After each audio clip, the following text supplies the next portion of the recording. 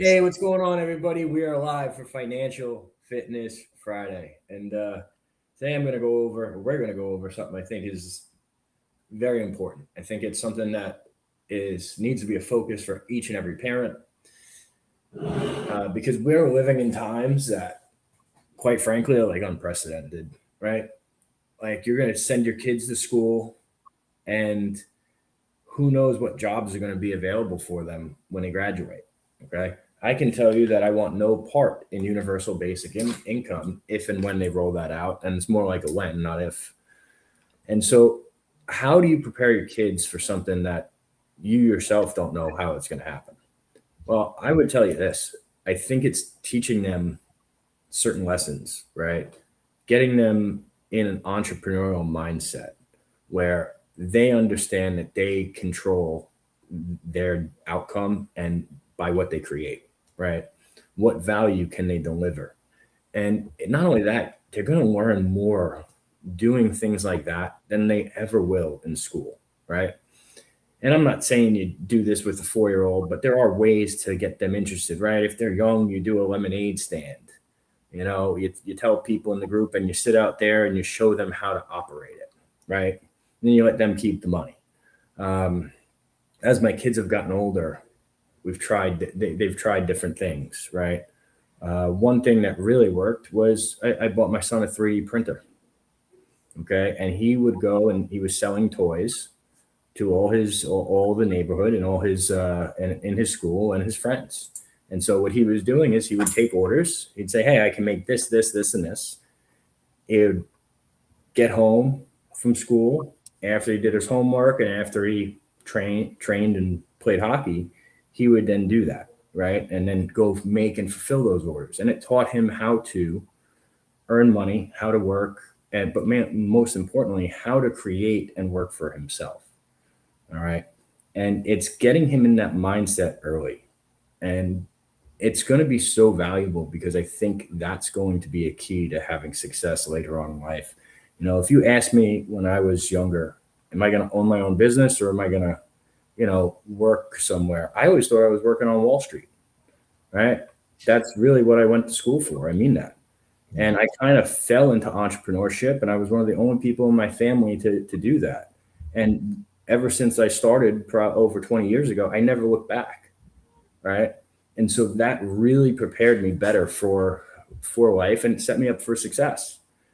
And so what can you do, right, to foster that? Well, look, kids need responsibilities. Kids need chores, right? And this isn't me telling you how to parent your children. This is just me giving you guys ideas or us giving you ideas.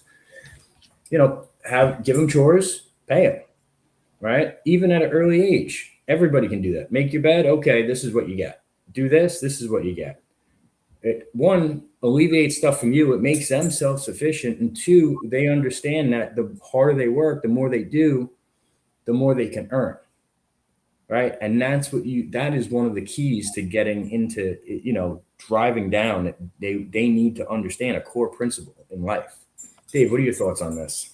Yeah, man. I mean, obviously you have some awesome insights and points there with the kids. I take it back even a little step behind on that. Teach them some skills that aren't even involved in business yet and that could lead to business.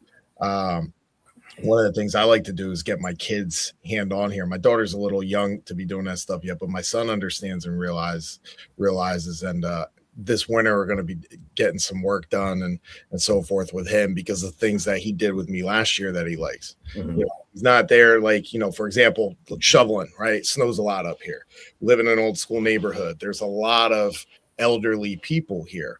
Right. And I'm saying, look, man, go help. Like, just even express helping them. They're older people. They're going to want to pay you anyway. Right. Without you even asking. It's the old school mentality here. Offer to shovel sidewalk, a porch, or parking pad out back. I'll help you do it. Right. It's very quick. It's very simple. You're not shoveling a full-fledged driveway here and start that. He's like, oh, okay. You can make money doing this. All right. The first click. But it goes beyond that. My kids know I love working on cars. I love working with my hands. Ironically, I should be in the field, to be honest, but I'm not. So there's that. but like tools, like, very good at either building shit in my house or working on cars. I can't tell you over the years how many engines I've pulled out of motorcycles, out of cars. So my kids will see me, right? We call it the beater because it's the car that gets thousands of miles on it all the time. It runs and runs and runs. So I showed my son, hey, this is how you change a valve cover gasket. This is how you change oil. This is how you change brakes on it. And so he's sitting there helping and getting hands on. So now, even at 9 years old, he knows what a brake rotor is. He knows what a caliper is. And you saw him sneak down here the other day. A kid's mind is all over the place because he has an engineering mindset. He likes to build things. So he's thinking of things. He's thinking of creative ways. That's what he always says. I'm going to invent something to do this. I'm going to invent something to do that. Hey, look at what I built. Hey, look at what I drew on paper.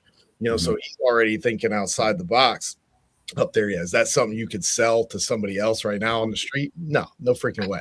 Because most freaking adults, dude, like they'll be like, bro, what are you talking about? Like, this is crazy. I want nothing to do with that. It's like, yeah, dude, you're speaking to the wrong people at that point. Yeah. But that goes back with simple skills and teaching them stuff. And my daughter, the same thing, although she loves it. She is locked in, dead focus on cheerleading and the competitive side up here. Up here, it's a full-fledged sport. It's competition. Competitions are like wrestling tournaments.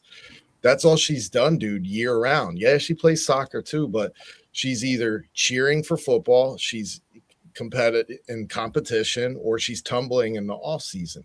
Is that a way to get paid? No, but it creates discipline. There's times where you don't like it. Actual football practice started at the beginning, or I should say cheerleading practice for football started right at the beginning of July. So you're creating those skill sets and that discipline before you go in, right? She just turned 6 a couple months ago. So now it's that repetition, that work, that drive, and that understanding that can carry over into other things. Dude, most kids here are freaking playing on tablets, right? Or playing video games. My kids don't have, dude, my son has a Switch. He never touches it, like barely. I'm actually happy about that. So, so like they're constantly doing things to be productive for the mind or physically. There's barely any kids at the park. Most kids don't even ride bikes. They got e-bikes. We got a huge e-bike problem here. Everybody has it. You're not alone. That's everybody. I mean, look, dude, sports are great for discipline, right? But at a certain point, you do want to work. I love the skill thing, but they do have to get that entrepreneurial spirit, right? Like, my son wanted to do power washing this summer. Well, here's the problem.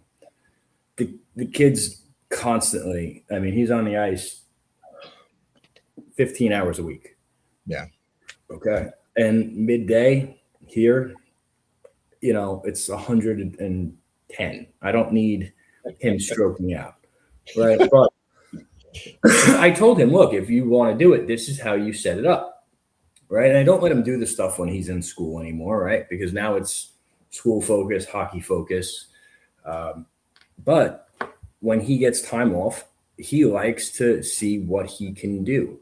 Right. He likes to do things around the house. And you know what? Because of that, he's developed certain disciplines where I don't have to worry. If I ask him to do something, it gets done. You don't even have to remind the kid to do his chores, and it starts from that, having that entrepreneurial spirit, because what all these kids need to know, and truthfully, a lot of us have lost this, is the harder you work, the more you earn, right? You open opportunities by what you do, how you present yourself. And a lot of people have kind of lost that skill set. And we have to bring it back. We have to, because otherwise you're going to be sitting there on that universal basic income under total control and lock and key, right? And I think that's the way this is going. You're either going to be a business owner and have like a small team of people that don't want to buy into the UBI, or maybe they just want to work and get out of the house for extra money, or you're going to be sitting at home, and it's probably not even going to be a home, dude. It's probably going to be an apartment. You're not going to own it. And you're going to be stuck on UBI, and you're going to have very limited to no options, no freedom. And to me, that's not any sort of appealing at all. I could never fathom that, So teach them now, teach them young, and teach them consistently. Mhm. Right? It is It is up to us to change this. Right? It's up to us to turn this around. Yeah, and I think you should lead from the forefront. I know everybody used to talk about, hey, you and I used to talk about it a lot. Hey, the things like we do with our kids now, they're gonna smoke everybody else's kids because that generation of parents is bad. And when you look at it, it's that separation gap that nobody really wins, man. You got to lead from the forefront, teach your kids to lead other kids. And I Yeah. think that's an important thing as well because you beat this thing with numbers at the end of the day. Sure.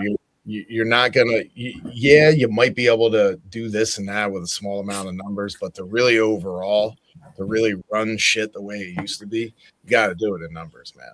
Well, yeah, but you also have to do it with everyone that's bought in, right? No one's going to follow somebody that's overweight or completely out of shape or completely broke. Like you have to lead by example and then lead from the front and pull enough people with you. But people are not going to follow you if it's empty. People aren't going to follow you if you're actually not doing what you say you're doing. Like it just doesn't work that way. No. Right. Well, look, I appreciate you guys. Hope you guys enjoyed it. Share this with someone that needs to hear it. Take care, guys. Be great, y'all.